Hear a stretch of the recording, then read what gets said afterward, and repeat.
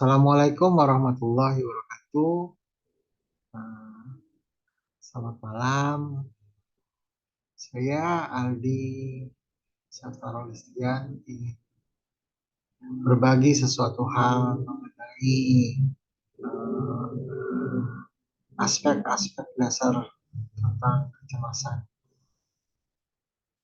Pertama, kita ingin mendefinisikan apa sih kecemasan. Ya, sekarang kan banyak fenomena tentang kecemasan, depresi dari masyarakat saat ini. Kecemasan adalah kalau definisinya yaitu sesuatu rasa tak aman atau kekhawatiran yang timbul karena dirasakan akan terjadi sesuatu yang tidak menyenangkan. Tetapi sumbernya sebagian besar tidak diketahui. Jadi tidak diketahui sebabnya dari mana, tapi ada rasa cemas. Seperti kalau secara Pak Ali timbulnya jantung berdebar, sakit kepala, dan perut yang seperti mual, seperti tidak enak. Itu bisa jadi kecemasan. Kecemasan. Tapi ada juga yang ada objeknya, misalkan kecemasan akan menghadapi ujian dan akan menghadapi ujian akhir, akan menghadapi ujian wawancara, akan menghadapi ujian uh, presentasi atau akan menghadapi presentasi. Nah, itu akan menghadapi kecemasan. Namun dalam beberapa orang atau individu ada yang cemasnya biasa saja, ada yang tahapnya, tapi ada pula yang tahapnya tidak biasa untuk merespon si kecemasan ini. Ada yang dengan respon rasa khawatir berlebihan, ada yang tidak. Jadi kecemasan normal seperti apa sih? Nah, kecemasan yang normal atau adaptif yaitu respon bawaan untuk ancaman atau tidak adanya orang atau benda yang menandakan keselamatan dapat menimbulkan gangguan kognitif, khawatir, dan somatik, jantung berdebar-debar, berkeringat, gemetar, kedinginan. Dan gejala kecemasan patologis adalah kecemasan yang berlebihan merusak fungsi tadi. Jadi ada kecemasan yang normal, ada yang tidak. Kalau dari tinjauan neuroanatomi, ya, kecemasan melibatkan berbagai organ di otak, antara lain yaitu eh, amigdala yang terlibat dengan rangsangan emosional yang menonjol, media frontal cortex atau korteks anterior yang termasuk korteks cerebrisal dan gyrus dan cingulate. Terus hipokampus yang terlibat dalam pengkodian memori. Nah, itu yang disebabkan secara Pak Ali di dalam sistem saraf pusat adanya sinyal-sinyal kecemasan. Makanya suka pusing, suka tidak sulit berkonsentrasi. Itu dari kecemasan berkeringat. Nah, tanda dan gejala kecemasan, perasaan takut dan khawatir tentang sejumlah peristiwa, hal atau aktivitas. Yaitu gejala pada poin 1, poin 3. Ini gelisah, mudah marah, mudah lelah atau tegang, sukar konsentrasi, tidur terganggu, sukar sering terbangun atau tidur tidak nyenyak atau insomnia. Jadi sering tiba-tiba terbangun, itu gejala bisa jadi gejala awal kecemasan. Gejala somatik, manifestasi dari anxiety atau dari kecemasan, misalkan diare, lambung terganggu, perut kembung, neurose atau mulut kering, pusing, kepala ringan, tremor, nafas pendek, hiperdosis, telapak tangan berkeringat atau dingin, terus miksi frekuen, hipertensi, papilitasi, yaitu mata mengecil atau membesar, gelisah atau tegang, rasa kebas, kesemutan, sulit untuk tidur atau mempertahankan tidur. Jadi ada kualitas tidur yang terganggu. Klasifikasi gangguan kecemasan, ada gangguan kecemasan menyeluruh atau GAD, ada gangguan panik, ada gangguan fobia, ada gangguan obsesi kompulsif atau sering misalkan kita mencuci tangan yang terus-menerus atau kita melakukan hal-hal tertentu yang berulang-ulang, perilaku tertentu yang berulang-ulang oleh kita karena itu menyebabkan dari kecemasan. Nah, itu kalau Sigmund Freud bilang itu akibat dari proyeksi. Terus gangguan stres pasca trauma atau PSTD. Gangguan akses menyeluruh yaitu perasaan khawatir atau GAM ya, yaitu perasaan khawatir, cemas yang berat, menyeluruh, menetap, bertahan lama, disertai dengan gejala somatik, motorik, atau anatomik yang menyebabkan gangguan fungsi sosial dan fungsi pekerjaan atau perasaan hebat dan perasaan tak enak. Epidemiologinya, prevalensinya yaitu 3-8% dari populasi umum. 50% penderita GAM juga mempunyai gangguan mental lain. Onset antara usia 20-30 tahun. Rasio anak laki-laki dan perempuan yaitu 2:1.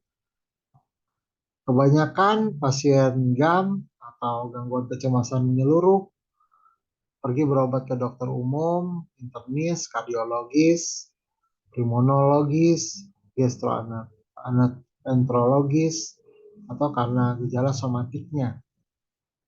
Komorbiditas atau gangguan anksiety menyeluruh 90% memiliki setidaknya satu kali seumur hidup mengalami gangguan ini.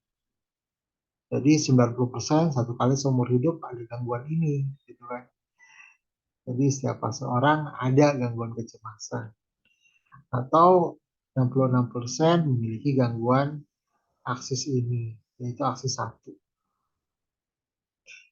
Untuk pedoman diagnostiknya, biasanya kalau kita mengacu pada P7DGJ3, penderita harus menunjukkan kecemasan sebagai gejala primer yang berlangsung hampir setiap hari beberapa minggu sampai berapa bulan yang tidak terbatas atau hanya menonjol pada situasi khusus tertentu yang sifatnya free floating atau mengambang. Gejala-gejala tersebut mencakup unsur-unsur kecemasan, khawatir akan nasib buruk, seperti di ujung tanduk atau sulit konsentrasi. Ketegangan motorik, gelisah, sakit kepala, gemetar, dan tidak dapat santai. Overaktivitas anatomik, kepala terasa ringan, berkeringat, terus perut kembung, kepala pusing, mulut kering, jantung berdebar-debar, sesak nafas, keluhan kembung, pusing, mulut kering. Kalau pada anak-anak sering terlihat kebutuhan berlebihan untuk ditenangkan, rasa insecure, serta keluhan-keluhan somatik yang berulang dan menonjol. Ini komorbid. Kalau misalkan komorbid itu ada gejala-gejala lain yang sifatnya antara lain yaitu khususnya depresi, gejala-gejala yang sementara, tidak membatalkan diagnosis utama. Gangguan anxiety menyeluruh selama ini tersebut memenuhi kriteria lengkap yaitu episode depresi dan episode depresi GenCap atau gangguan aneksetis fobik, gangguan panik, gangguan obsesif kompulsif.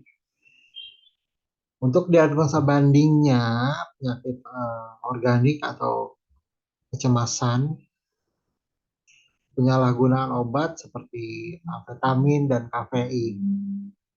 Terus penghentian obat secara mendadak atau withdrawal, alkohol yang bersifat alkoholik, obat sedatif, dan anikskolitika, gangguan panik, gangguan fobik, atau gangguan obsesi kompulsif, gangguan depresi berat. Itu dapat menyebabkan kecemasan dan kecemasannya berlebih.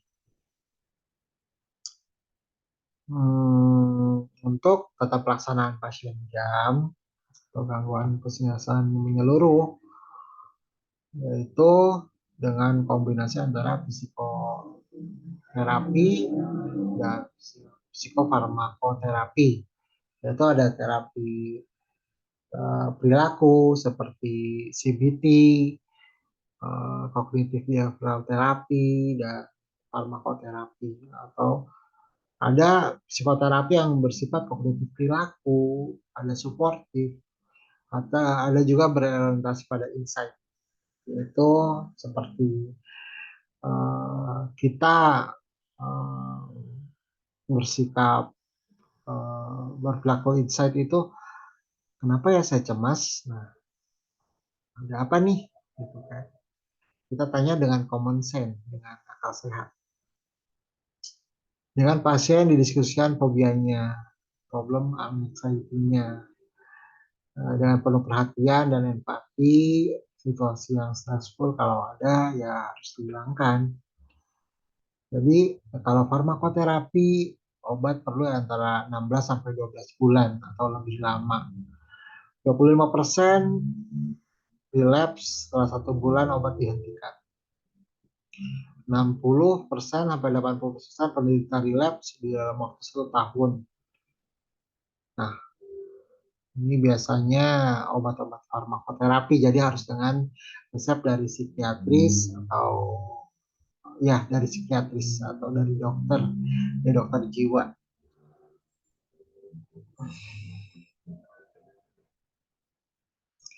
Prognosanya ya memang sulit dilamarkan, diprediksi gitu ya kalau pasien dengan gangguan kecemasan. Jadi kita harus konsultasi pada dokter, psikiatris, atau tidak psikolog kalau misalkan itu gangguannya ringan. Mungkin berlangsung selama hidup, atau ini yang kronis gitu kan. Ada yang kronis atau 25% yang mengalami gangguan panik, dan 1% penderita akan mempunyai penderita gangguan depresi berat. Nah, karena pada gangguan itulah yang disebut dengan gangguan kecemasan. Ya, jadi jangan takut-takut untuk berkonsultasi pada yang profesional seperti psikolog atau psikiater, karena itu akan membantu Anda keluar dari kecemasan. Kecemasan itu seperti kalau di dalam buku Harry Potter kita kena Dementor gitu ya. Dementor atau yang lebih penyerap unsur kebahagiaan. Semua terasa gelap, terasa hitam, terasa ngambang, terasa ya tidak bermakna lah, bukan kecemasan. Itu yang menyebabkan kecemasan. Jadi penyebabkan ada yang ada objeknya, ada yang tidak ada objeknya. Tapi yang mengalami gangguan, yang namanya gangguan yaitu yang tidak ada objeknya. Misalkan tiba-tiba merasakan cemas yang berlebih, nah itu perlu dikonsultasikan. Oke, mungkin itu saja dulu mengenai kecemasan. Ya, saya harap semua dalam keadaan baik-baik saja. Salam sehat jiwa.